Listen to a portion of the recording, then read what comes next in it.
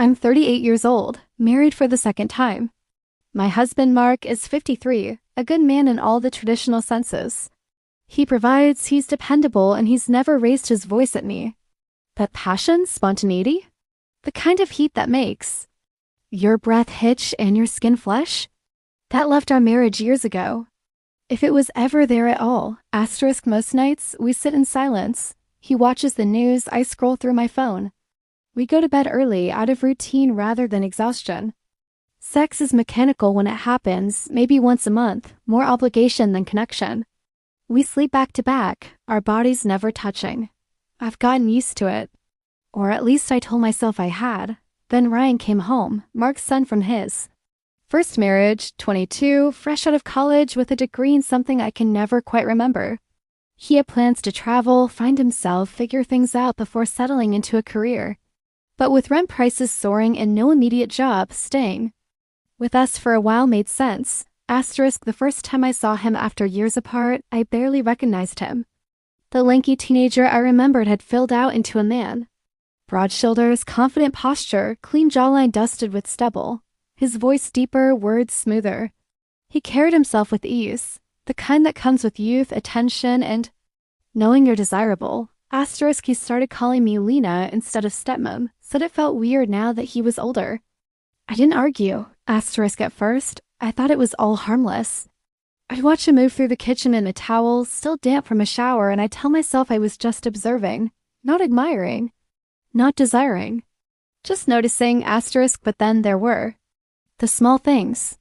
The way he'd linger in the kitchen, even when he didn't need anything. The way he complimented my outfits more than Mark had in the last 5 years. The way his eyes sometimes drifted too low, too long, and how I didn't correct him. Asterisk Mark barely noticed. He worked longer hours now, often came home exhausted and disengaged. Conversations were short, and he never seemed to see the way I was slipping into something I didn't fully understand myself. I told myself I was just lonely, that I needed to feel seen, that a little harmless flirtation was nothing more than a balm for a neglected woman's ego. Asterisk, but when Ryan laughed at my jokes, when his hand brushed mine just a second too long, when I found myself checking the mirror before walking into the room he was in, I knew it wasn't harmless anymore. Asterisk, it was a slow build, a quiet storm. And I didn't even realize how far I was drifting until the shore was no longer in sight. Asterisk. It started in the small, quiet moments, the kind that don't seem significant until you look back and realize they were loaded with something more. Asterisk. Like the morning I reached across him to grab a coffee mug and his hand lightly brushed the curve of my waist, just a second too long to be accidental. Or maybe it was, and my body was the one that read too much into it. Still, I felt the heat bloom under my skin, quick and uninvited. I laughed it off, but something shifted.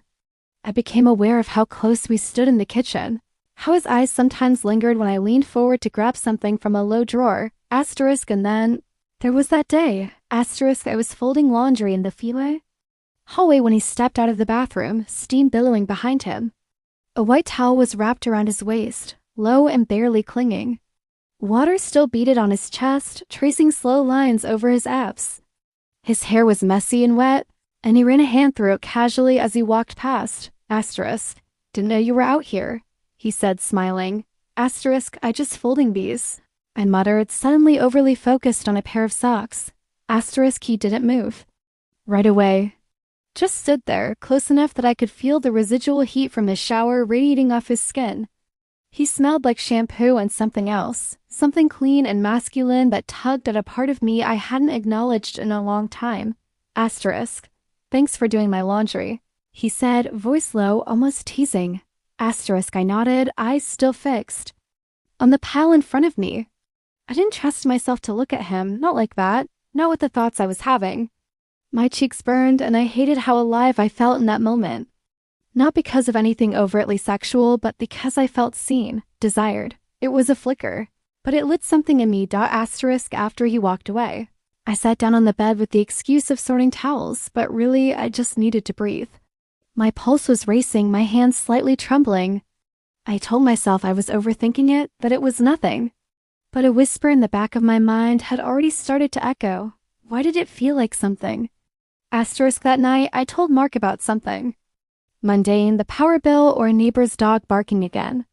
He nodded, barely listening.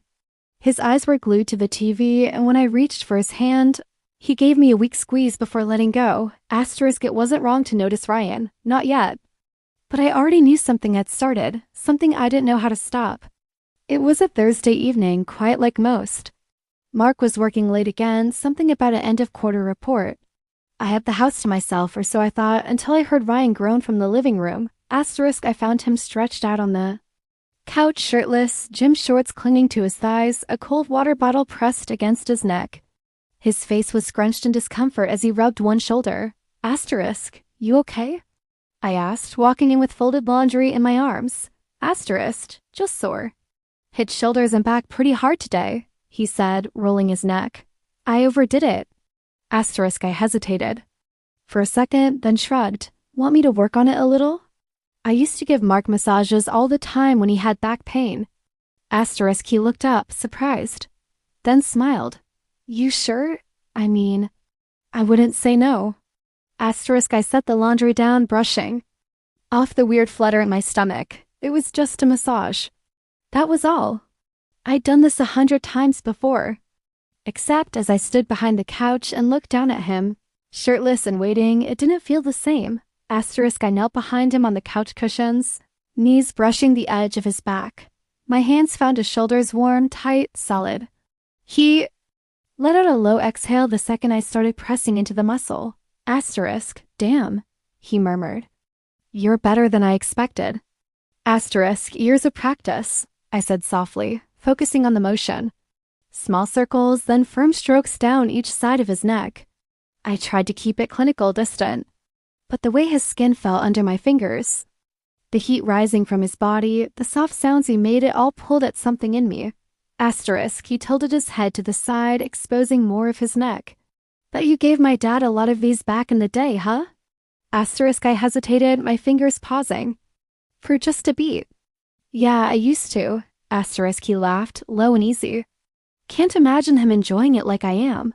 Asterisk, my breath caught. It was just a joke. A bold one. One that pushed the line without stepping completely over.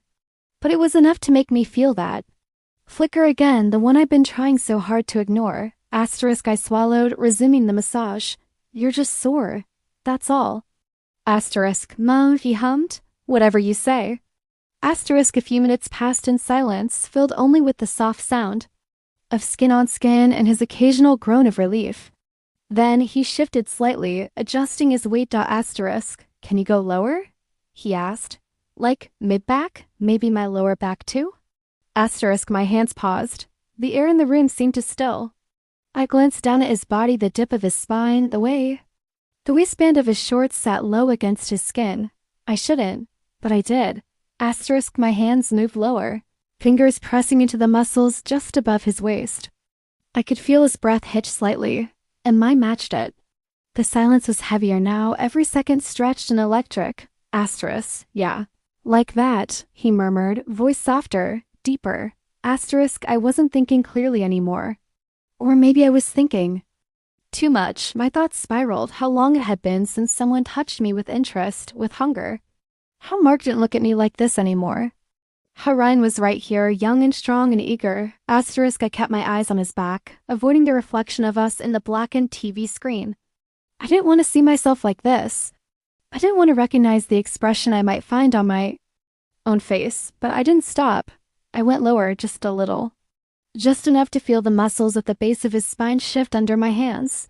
Asterisk, and when he exhaled, slow and content, I felt something in me break loose, something I wasn't ready to name yet, but I knew it was already too late. The room was too warm, my pulse too loud.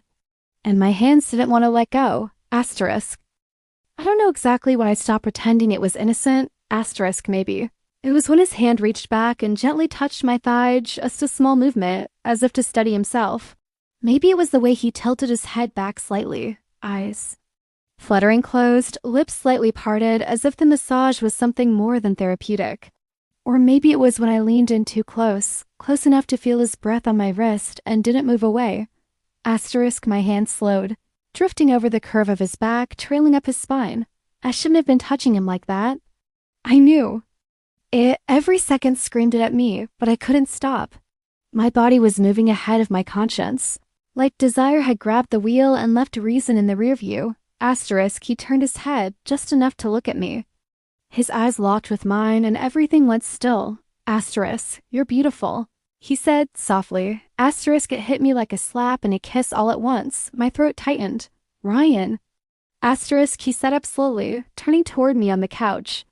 I should have stood up, should have stepped back, run to another room, said something that would draw a hard line in the sand. But I didn't. Asterisk, he was so close. So young and bold and looking at me like I was wanted. Not tolerated, not background noise. Wanted, and I kissed him. God help me, I kissed him. Asterisk, it wasn't long, it wasn't rough. Just a soft, slow press of lips like we were both afraid of shattering the fragile tension between us. But it was enough. Enough to make everything real. Enough to rip apart every excuse I'd been clinging to. When I pulled away, my breath was shaking. What are we doing? I whispered, more to myself than to him. Asterisk, he didn't answer. He didn't have to. Asterisk, I stood up too fast, nearly stumbling, my hands trembling as I wiped them on my jeans. That shouldn't have happened. We can't do this. Asterisk, he looked up at me, eyes unreadable, not ashamed, not apologetic. Okay, he said, simple, like it was nothing, but it was everything. I ran upstairs before I could say anything else, before I did anything else. I locked the bedroom door, pressed my back against it, and tried to catch my breath. My lips still tingled.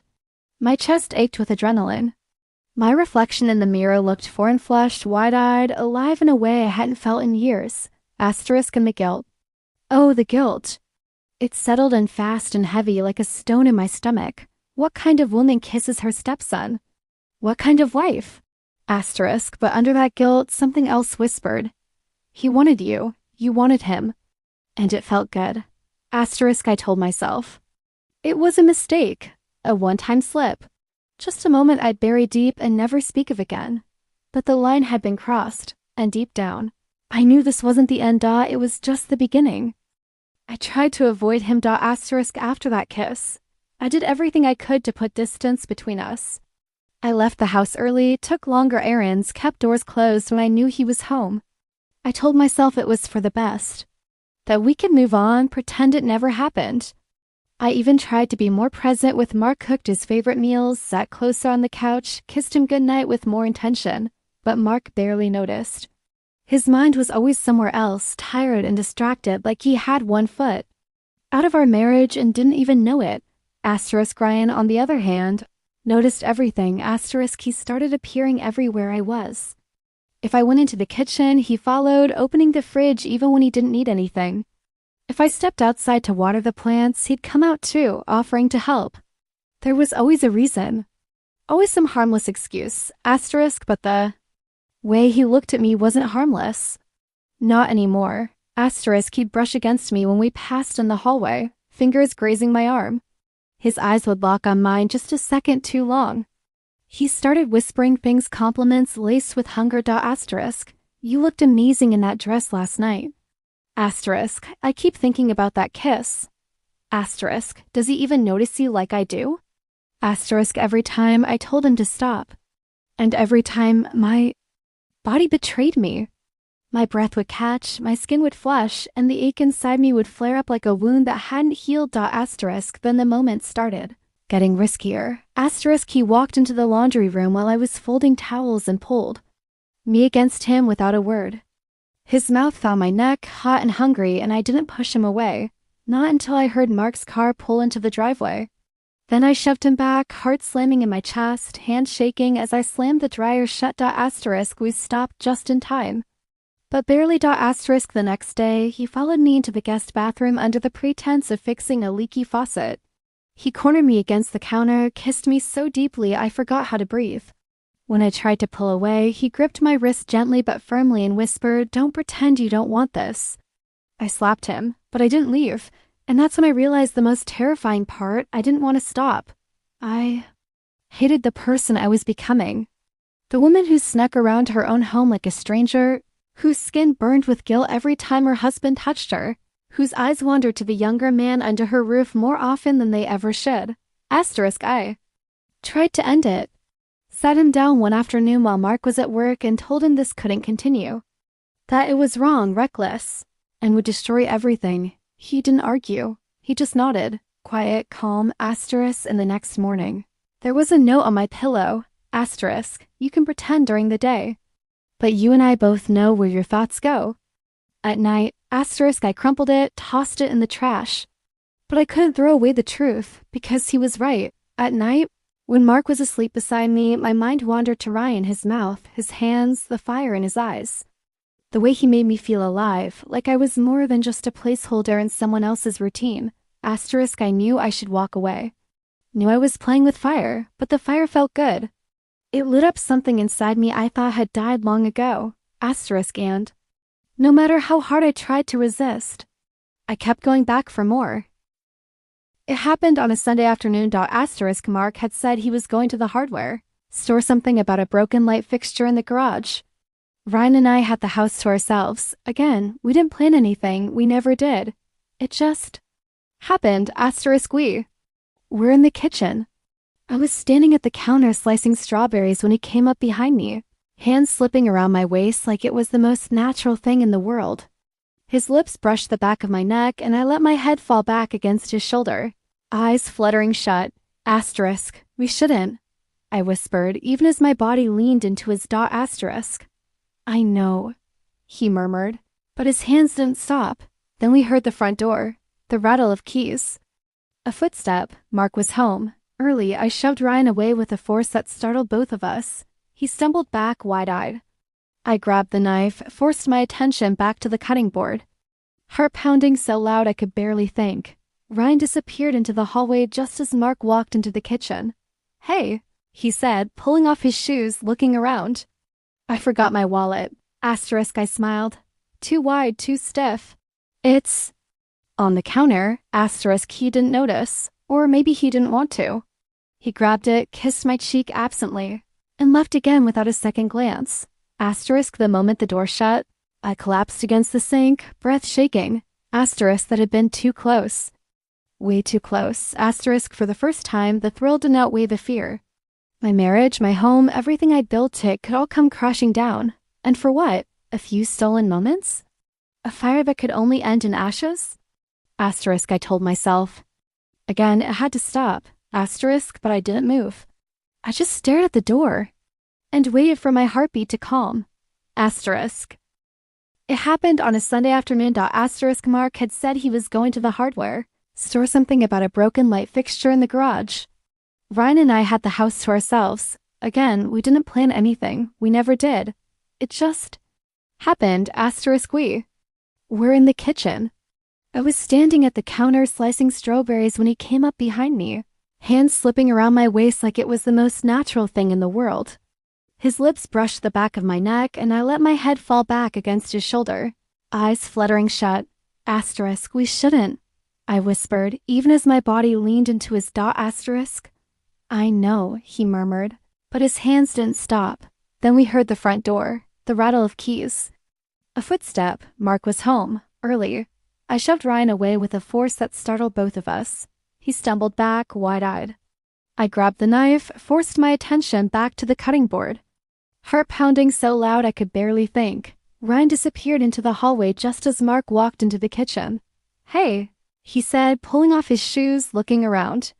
I forgot my wallet. Asterisk, I smiled. Too wide, too stiff. It's on the counter. Asterisk, he didn't notice. Or maybe he didn't want to. He grabbed it, kissed my cheek absently, and left again without a second glance. Asterisk, the moment the door shut, I collapsed against the sink, breath shaking. Asterisk, that had been too close. Way too close. Asterisk, for the first time, the thrill didn't outweigh the fear. My marriage, my home, everything I built it could all come crashing down. And for what? A few stolen moments? A fire that could only end in ashes? Asterisk, I told myself. Again, it had to stop. Asterisk, but I didn't move. I just stared at the door and waited for my heartbeat to calm. Asterisk.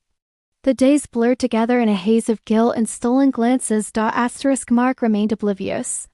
He still kissed me goodbye each morning, still asked what I wanted for dinner like we were some well-oiled domestic machine. But he didn't see me, not really. Not in the way Ryan did. Not in the way that made my pulse race with just a look. Asterisk? And that was the problem. Asterisk because Ryan wasn't just a distraction anymore. He wasn't just desire in human form. He was becoming something more dangerous, something real. Asterisk, he started. Texting me when we were in the same house. Asterisk, I miss your hands. Asterisk, wish I could fall asleep with you. Asterisk, do you think about me when he touches you? Asterisk, I tried to ignore them. I'd read them, heart pounding, and shoved my phone in a drawer. Like that could somehow erase the truth. But the truth had already rooted itself in my chest. Ryan was falling for me, and a part of me, a deep, hidden, broken part liked it, asterisk, but that part was constantly at war with everything else. The part that stood next to Mark during family dinners. The part that smiled politely when our neighbors complimented what a beautiful couple we were. The part that looked at wedding photos in the hallway and felt sick with shame. Asterisk, I started to unravel. I'd snap at Ryan, tell him to back off to give me space. Then I'd crave him the moment he left the room. I'd pick fights with Mark just to feel something, some flicker of passion or anger or anything that could distract me from the chaos I was carrying inside. Asterisk, one night, while folding laundry in our bedroom, I found one of Ryan's t-shirts tucked into Mark's pile. My hands froze. Something so small, so stupid, and yet it was enough to make my throat tighten. Eyes sting. I sank onto the bed, clutching that shirt like it held the answers. I couldn't keep doing this. Living two lives. Hurting two people. Tearing myself apart. Asterisk, for the first time, I seriously considered telling Mark. Just laying it bare and dealing with the fallout, no matter how ugly. Or maybe I'd pack a bag, leave a note, and disappear. Maybe running was the only way to save anyone from this mess. Asterisk, but even as I imagined the words, I need to tell you something, my mouth stayed shut. Because once it was out, there'd be no going back. Asterisk, I was drowning in want and shame, in the need to be seen and the fear of being found out, and I didn't know how much longer I could tread water. It was late. The house was still. Asterisk, Mark had gone on a last-minute business trip just one night. I told myself it would be fine. I'd keep my distance, stay in my room, avoid temptation, but temptation came knocking anyway. I was in the kitchen, barefoot in an oversized shirt, pouring tea to calm the storm in my chest. Ryan appeared without a word, shirtless, his sweatpants slung low. He leaned in the doorway, watching me. Asterisk, you look tired, he said softly. I haven't been sleeping much, I admitted, not meeting his eyes. Me neither. Asterisk, the silence stretched, thick with all the things we weren't saying. Then, he stepped forward close enough that I could smell the clean scent of soap on his skin.